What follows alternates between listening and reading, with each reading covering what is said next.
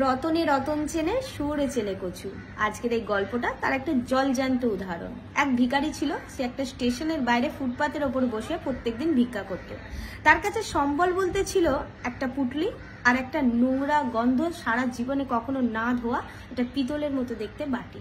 সে বাটির মধ্যে 4-5টা খুচরো কয়েন রেখে সেগুলো নাড়াতো আর গান গাইতো যে তোমরা গরিবের শোনো, গরিব তোমাদের শুনবে, গরিবকে 10 টাকা দাও, গরিব তোমাকে লক্ষ টাকা দেবে।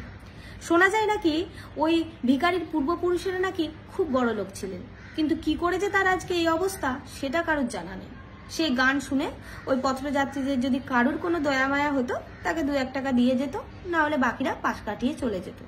একদিন এক ব্যক্তি খুব চটজলদি ছিলেন যে তাকে ট্রেন ধরতে হবে, সে স্টেশনের দিকে আসছিলেন। হঠাৎ করে সে ভিখারিকে তার লক্ষ্য করে। সে ভিখারির কাছে থাকা বাটি এবং পোটলাটার দিকে দেখে সেখানে থমকে দাঁড়িয়ে গেলেন। বেশ কিছুক্ষণ দেখলেন এবং দেখার পরে তার পকেট থেকে খুব তাড়াতাড়ি তার মানিব্যাগটা বের করে মানিব্যাগের ভেতরে থাকা 100 টাকার নোটগুলিকে গুনতে শুরু করলেন। তখন ভিখারি সেটা দেখে ভাবলেন যে একটা যদি 100 টাকার নোট আমাকে দিত, আমার দিনটাই ভালো হয়ে যেত। কিন্তু সেই ব্যক্তি ভিখারির দিকে 10টা 100 টাকার নোট বাড়িয়ে দিয়ে বলল, তোমার কাছে থাকা ওই বাটিটা আমাকে দিয়ে দেবে, তোমাকে আমি 1000 টাকা দেবো। ভিখারি তো হবাক যে আমাকে আবার 1000 টাকা দেবে বলছে এই নোংরা বাটিটার জন্য। সেই ভাবতে ভাবতে ভদ্রলোক বলল, ঠিক আছে, তোমাকে আমি 20টা 100 টাকার নোট দিচ্ছি, মানে 2000 টাকা, এবার বাটিটা দেবে? তখন ভিখারি বলল, ঠিক আছে, নিয়ে নাও।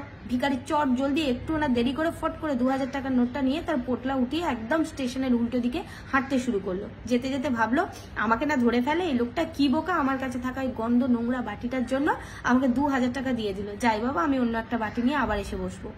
আর এইদিকেও এই ব্যক্তি তাড়াতাড়ি করে সেই বাটিটাকে তার ব্যাগের মধ্যে ভরিয়ে নিয়ে স্টেশনের দিকে চললো এবং সে অপেক্ষা করতে লাগলো ট্রেনটা কখন ছাড়বে। কারণ তার মনে ভয় ছিল যে হঠাৎ করে আবার যদি ভিখারির মন বদলায়, আবার এসে তার বাটিটা চায়, বেশ সমস্যায় পড়ে যাবেন। এই করতে করতে ট্রেনও এলো, স্টেশন থেকে ট্রেন ছাড়লো। ছাড়তেই সে একটা দীর্ঘ নিঃশ্বাস ফেললো, স্বস্তির নিঃশ্বাস। এরপরে সে ব্যাগের ভেতরে হাত ভরে সেই বাটিটাকে বের করে বাটিটার ওজন মাপার চেষ্টা করলো আন্দাজে। সে ভেবে দেখলো মোটামুটি 400-500 গ্রাম হবেই। আসলে সেই বাটিটি অন্য কিছু বাটি নয়, সোনার বাটি ছিল। কারণ ওই ব্যক্তি ছিলেন একজন জহুরি। খুব সহজেই তিনি রত্ন ধাতু চিনতে পারেন। তিনি 2000 টাকার পরিবর্তে লক্ষাধিক টাকার জিনিস পেয়েছেন। আসলে ওই ভিখারির কাছেও কিন্তু ওই বাটিটা দীর্ঘ বছর ধরে ছিল, কিন্তু তিনি চিনতেই পারেননি যে সেটা সোনার বাটি। সেটাকে তিনি বিক্রি করলে তার হয়তো আজকে এই হালটা হতো না, বা সেটাকে তিনি খাটালে আজকে তিনি অনেক ভালো জায়গায় থাকেন। আসলে আমরা সবসময় হতাশ হয়ে যাই যে আমাদের জীবনে এটা নেই, আমাদের জীবনে ওটা নেই, অন্যের কাছে এটা আছে। আসলে আমাদের কাছে যেটা আছে সেটা অনেক মূল্যবান, সেটা অনেক কোটি কোটি মানুষের কাছে নেই।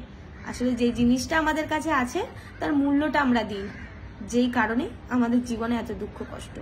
তোমার কাছে যেটা আসে সেটার মূল্যটা একটু জিজ্ঞাসা করে দেখো, একটু মেপে দেখো, একটু সমাজে বেরিয়ে তার মূল্যটা বোঝার চেষ্টা করো। তাহলে দেখবে মনে হবে তুমি সব থেকে বেশি কোটিপতি। যা আছে সেই নিয়েই খুশি হও, যা আছে অনেক আছে।